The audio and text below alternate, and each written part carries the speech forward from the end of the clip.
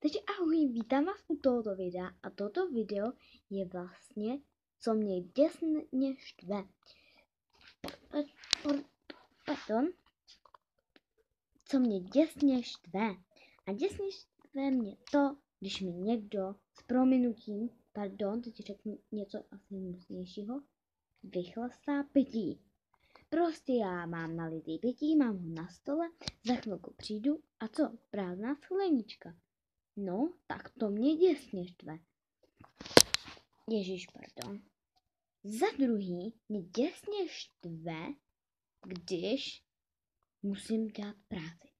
Ne jakože práci, utírání prachu a tak dále, ale práci třeba my teď na zimu děláme jakože, protože je 2. září, sice já vím brzo, ale to je jedno, aby jsme měli jistotu, tak děláme, prostě máme dříví a musíme naskládat dříví na vozejk a pak to taťka odveze jakože odveze tam, kde to budeme mít naskladaný. A já musím to naložit taky s ostatními. A promiňte, kdyby sem někdo přišel a něco tady kecal na mě, tak asi to potom ukončím, když někdo po mně něco bude chtít a budu dělat druhý video. Ale počkat, já si tady musím urovnat kameru. Tak si prostě nesnáším tu těžkou práci. Jinak utírání prachu, vytření a tak dále, to ráda docela dělám. Au. Počkejte, pardon. No a... Pardon. Já jsem říkala, že kdybyste tady něco slyšeli nebo tak si toho nevšimejte prostě. Naše rodina.